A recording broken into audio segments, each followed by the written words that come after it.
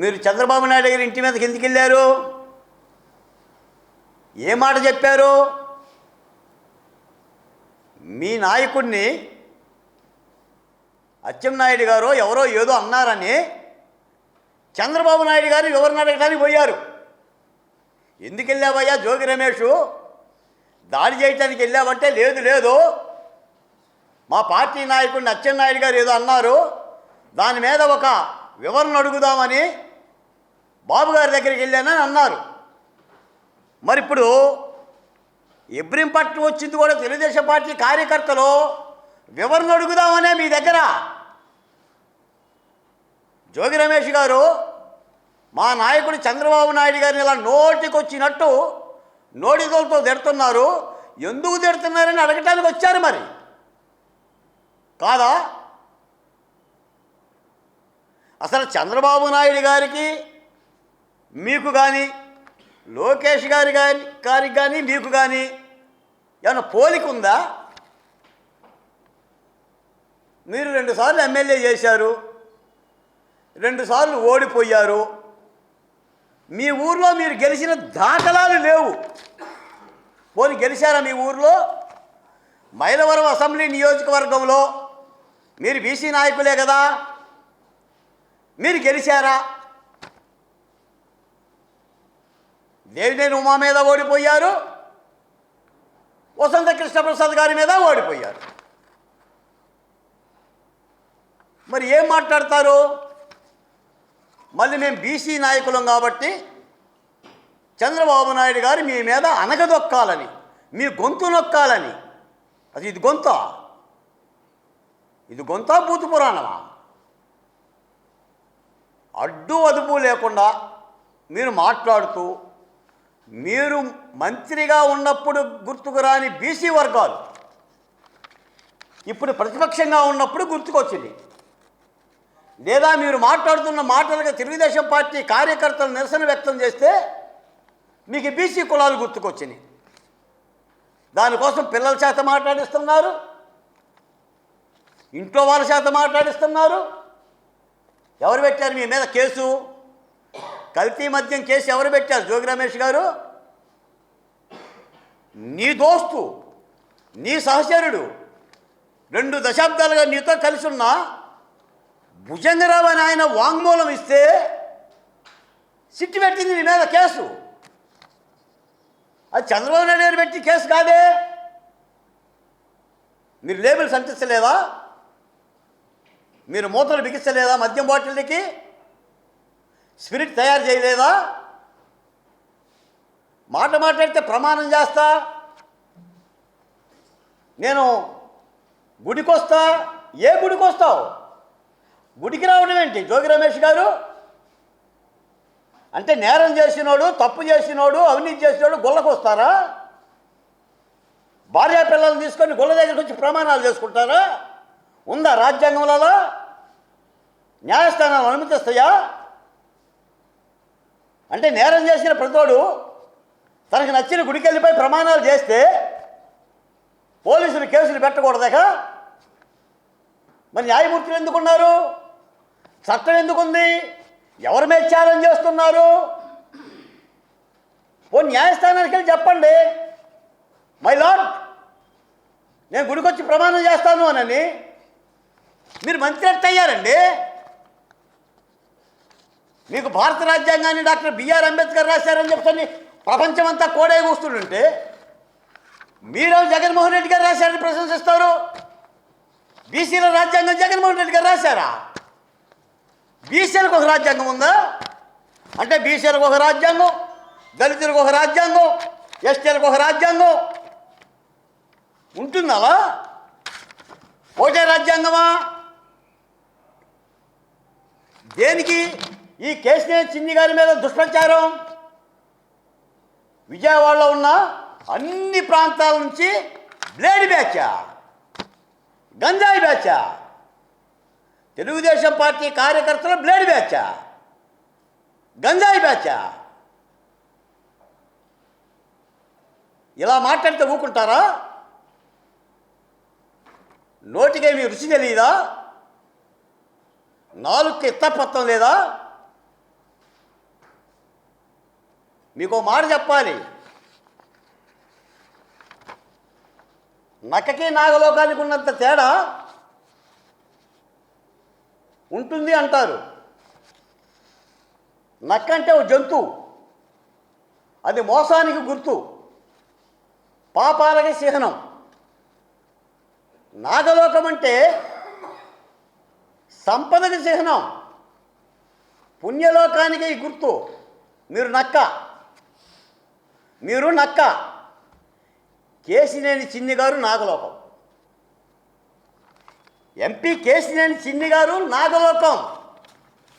Vijayawada parliament సభ్యులుగా పోటీ చేసి మొదటి దశలోనే 2,85,000 ఓట్ల మెజార్టీతో గెలిచి చూపించిన లెజెండ్ ఎంపీ కేశినేని చిన్ని. కాదంటావా? విజయవాడ పార్లమెంటు చరిత్రలో 3 లక్షల మెజార్టీ వచ్చిన ఎంపీని చూపించండి.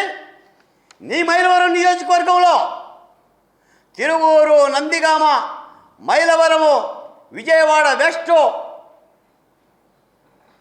7 నియోజకవర్గాల్లో జగ్గయ్యపేటతో సహా అప్రతిహతంగా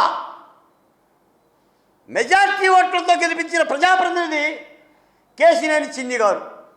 ఏనాడన్నా కేశినేని చిన్ని గారి నోట ఒక బూతు మాట విన్నారా? ఒక్క బూతు మాట. జోగి రమేష్ గారు పోనీ ప్రేరేపిత కుట్రదారులు అంటున్నారే, అలా ప్రేరేపించడం ఆయనకు వచ్చా? మీరు విన్నారా? అంటే నీ ప్రాభవం కోసం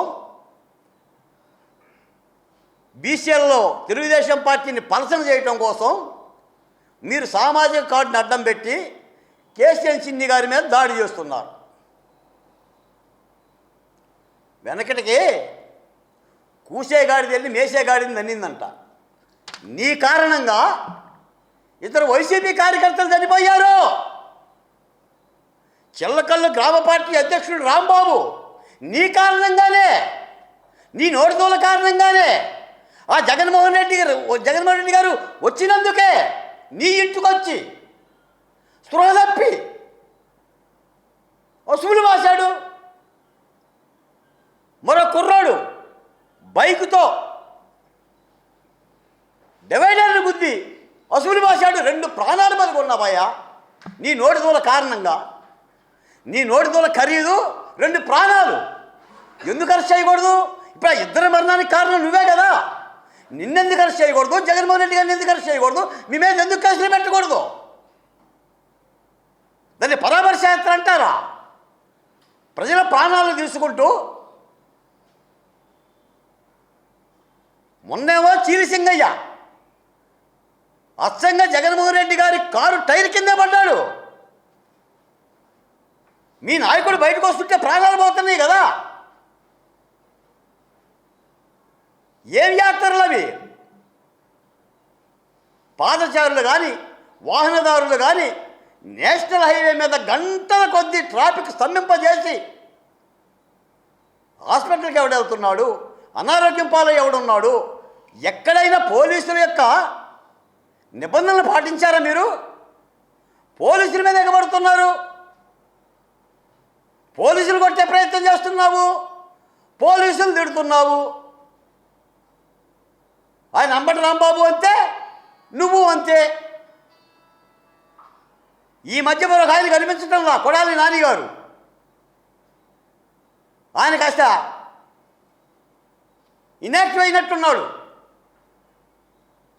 ఇలా దేవుని మీద నిందలేసి, రాముడి మీద నిందలేసి, సీతమ్మవారి మీద నిందలేసి, రాముడి తల నరికితే ఏమవుతుందంట, సీతమ్మవారి విగ్రహం పోతే ఏమవుతుందంట, చిట్టెలుకల కొరికని తేనెటీగలో ధ్వంసం చేసిని, రథం కాలితే కొత్త రథం కొనుక్కోవచ్చు కదా అనే ఆయన ఇలా అయిపోయాడు. అనారోగ్యం పాలై ఆ దేవుని కోపానికో క్రోధాగ్నికో మీరందరూ ఓడినందుకే. ఇంకా నేను లడ్డు గురించి మాట్లాడడంలా, మాకు తెలిసి నెయ్యితో లడ్డూలు తయారు చేస్తారు, రసాయనాలతో లడ్డూలు తయారు చేస్తారన్న సంగతి మీరే తెలుసుకున్నాం. రసాయనాలతో లడ్డూలు తయారు చేయొచ్చని చెప్పేసి మీరు ఒక ఎక్స్పెరిమెంట్ చేశారు. మీరే సైంటిస్టులు. ఆల్ సింథటిక్స్ తెచ్చి నెయ్యి అని మాట లేకుండా, దాని వాసన లేకుండా లడ్డూలు తయారు చేసి కల్తీ జరగలేదు. ఏం జరిగింది? కల్తీ జరగకపోతే ఏం జరిగింది? మద్యం తయారు చేసినట్టే, స్వీట్తో తయారు చేసినట్టే లడ్డూలు తయారు చేశారు కదా. ఎన్ని కోట్ల మంది భక్తులకి సరఫరా చేశారు. ఆ భక్తుల మనోభావాలు గాయపడ్డట్టు కాదా? దెబ్బతీసినట్టు కాదా? దేవదేవుని క్రోధానికి గురైనట్టు కాదా? దేవునికి కల్తీ లడ్డు పెట్టడం ఏంటి దుర్మార్గంగా ఉందా? తిరుపతి చరిత్రలో, కొన్ని వందల సంవత్సరాల చరిత్రలో, కొన్ని కోట్ల మంది భక్తుల చరిత్రలో స్వామివారి తినే లడ్డు